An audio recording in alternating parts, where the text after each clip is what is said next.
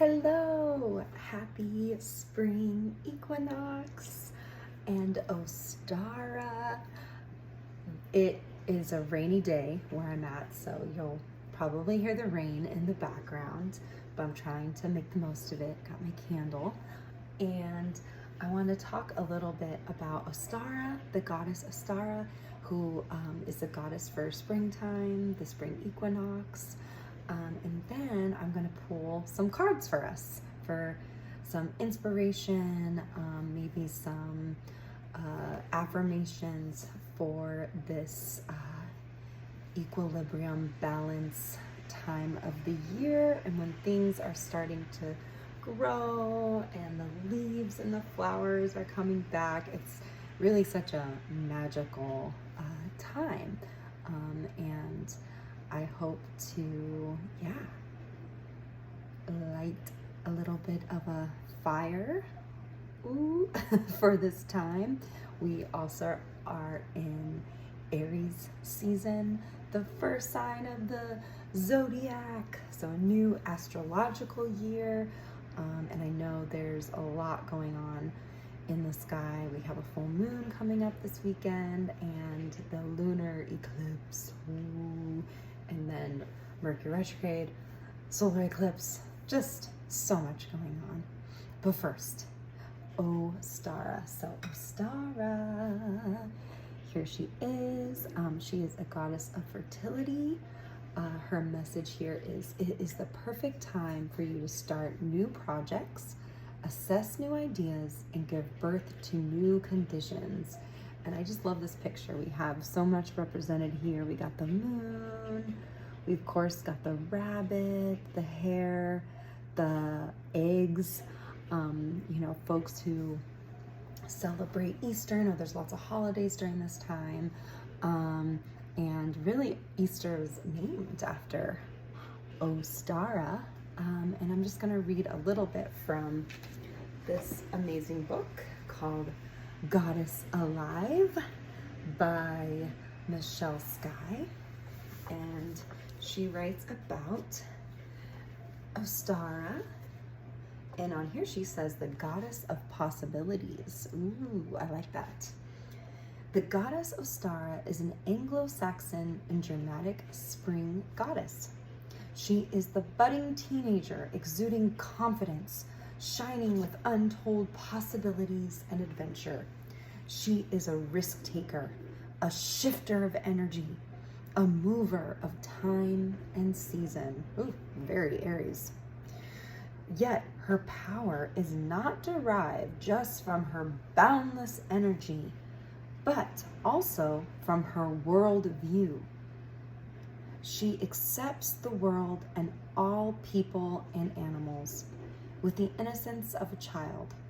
Her wisdom stems from her simple naivete as she reminds us that life is meant to be enjoyed. The purity of living can be experienced in the most obvious activities, from walking in the woods to petting the family dog. Ostara teaches us to revel in the excitement of the present, of the here and now, and to honor the gentle joy of the child inside each of us. Ooh, I just love that reminder, and really taking this time to just be present. I know that this energy can also probably bring up a lot of like, oh, I gotta start doing things. And just like the weather today here in New York, like it's raining, I've trying to take it slow, but also do a couple things that I wanted to do, just the simple pleasures. Like I painted my nails. Ooh, it kind of matches the color, which is something I've been trying to do for the past couple weeks and just haven't had time. So really, like, it doesn't have to be that big of shifts right now. But it could just be like little seedlings, right? Like the springtime, we have our little seeds starting to grow. And then of course we'll have the summer solstice, right? So we're right in the middle of that, from the winter to the summer solstice. So yeah, finding of course that balance, the equinox vibes. But all right, let's pull some cards. So I'm gonna pull from 3 decks our first will be the Butterfly Oracle cards for Life Changes by Doreen Virtue. I thought this would be good, right? New season, maybe some new life changes. Then we've got the Druid Crafted Tarot by Philip and Stephanie Cargam, illustrated by Will Worthington. So we have the tarot, and then ending with my favorite, Angels and Ancestors by Kyle Gray.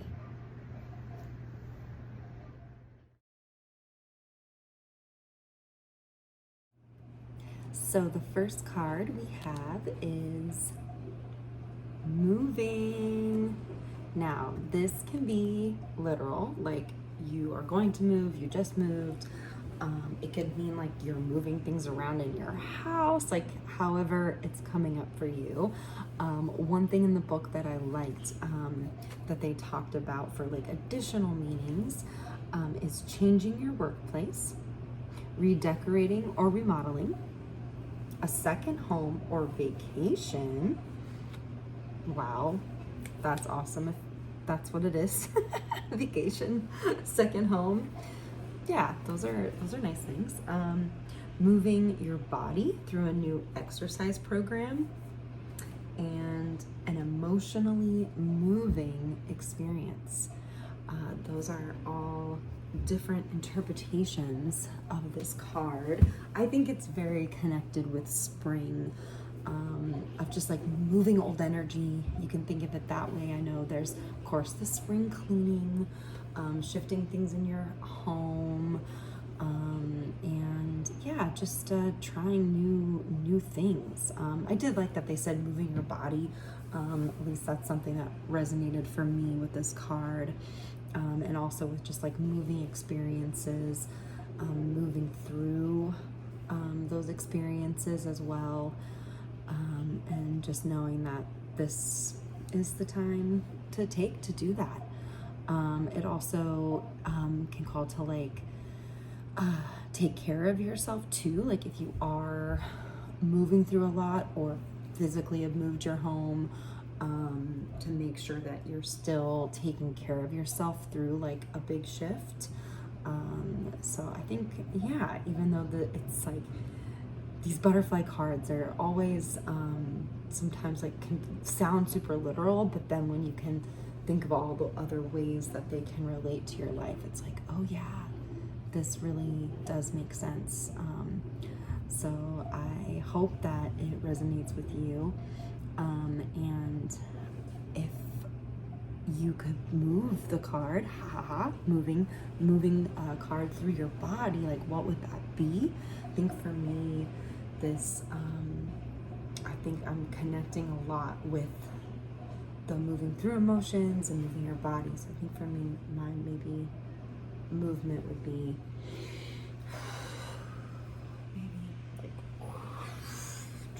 movement. There you go. And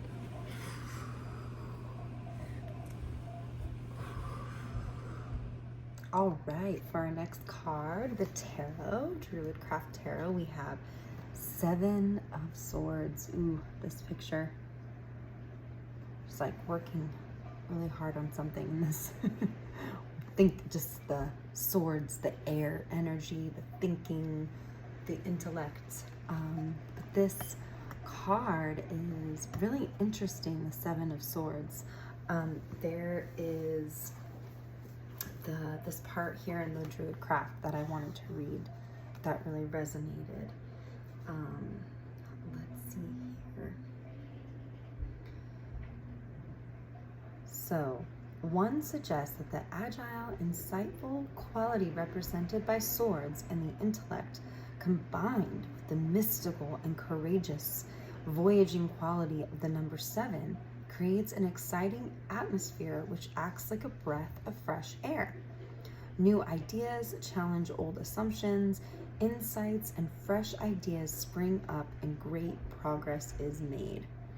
Now, that is all really exciting about this, and really working through and shifting. and coming up with new ways of looking at things.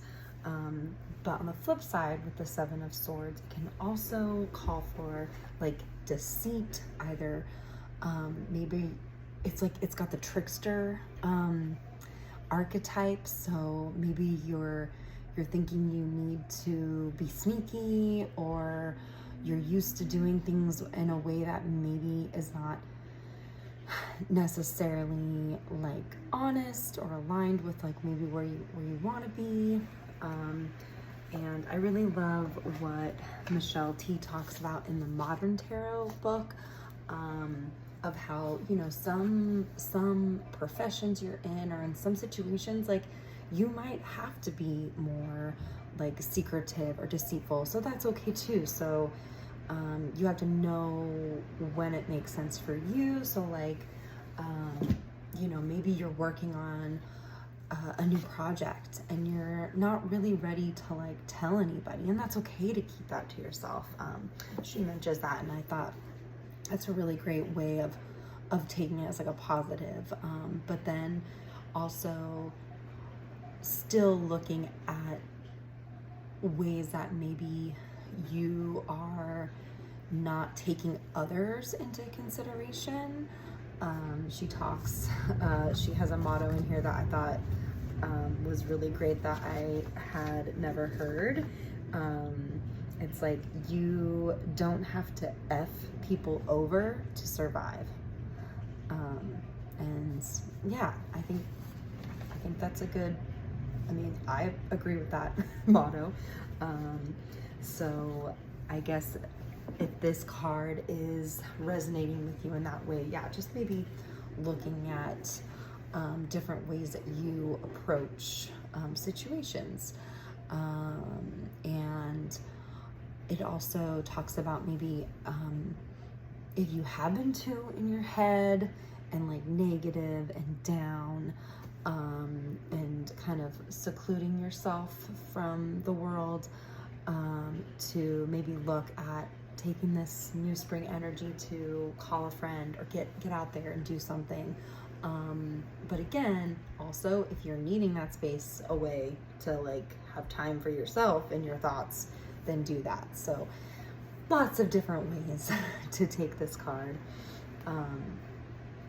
I think that for me, with a movement, I tend to get stuck in here a lot, but I'm resonating with like the new ways of like thinking and going about situations. So I think a movement for me would be just kind of like new, like and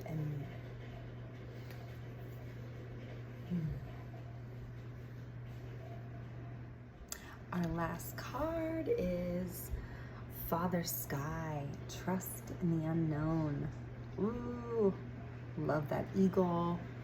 So this is a message of trust and seeing things from similar to the Seven of Swords, with perspectives and thoughts, being that eagle and seeing things from a new perspective. There's a part here that I wanted to read. When this card appears, you are being guided to step back and get out of your own way, because there is a greater power that is not only around you, but within you. And Father Sky is creating the best experience imaginable for you. Accepting this will allow miraculous energy to come into your life. So see things from the higher perspective, like the eagle on the card. Yes. So getting out of your own way and really trusting that you're on the right path, and that you don't need to know like all the things that are going to happen. I think a big theme for this time, right, is starting new things, putting yourself out there, shifting things, changing things up, right, with this moving card, moving things around, moving through. And sometimes we want to like control that. At least for me, I want to know like, okay, I'm going to make this change, but then that means that's going to affect this, and this is going to happen at this down the way in the future. And it's just like, and then sometimes I get too stuck, right, in this 7 of Swords possibly, and maybe having to be that trickster and being like, oh, well, I do this, then this will happen. And I think this card, is like, take a beat, trust, just start something. You don't need to know where it goes, and really just know that whatever you do, you're going to learn something from it. Or like the card said, it could like be let me find it. It says, accepting this will allow miraculous energy to come into your life. And the best experience imaginable for you. So when starting out these new projects, new ideas, whatever it is, that it will be the best thing. And that it may not look exactly what you wanted to, or you don't know what it's going to look like, but really just trusting in that process. And that no matter what, you will learn something from it. So yeah, these are our cards. Oh yeah, for movement, for Father Sky. Of course, I'm into the eagle, so I'm just gonna move my arms and maybe see things from a higher perspective. So I hope this resonated with you. Please comment if you have any questions. And also, coming up this Thursday, March 28th, 7:30 p.m. Eastern Time, I will be having my first Allow Imagination gathering, and we're going to be celebrating the Spring Equinox and Ostara. Now, Allow Imagination is my new offering that's focusing more on a lot of what Allow the Sun does, like my embodied card readings, and just leaning a lot more into drama therapy techniques. I am finishing up my drama therapy studies, and I'm starting to put myself out there to do this work. So the event is free, and we also are going to have some guests come in, the amazing Emily Ann talking about astrology, and Elissa Eskridge of Ecstatic Dance Fire will facilitate some ecstatic dance at the end. And and then in the middle, we're going to be using drama therapy techniques to explore the themes of this time. So we'll be working on a lot of like what we did in this reading of embodying the cards, but also maybe working through some blocks that are possibly stopping us from stepping into what we want to put out there in the world, or just whatever anyone is experiencing and going through. And yeah, we'll be doing that, all working with the themes of this time as well, and as a community. So I really hope that you check it out. I'll have the link in below in my bio.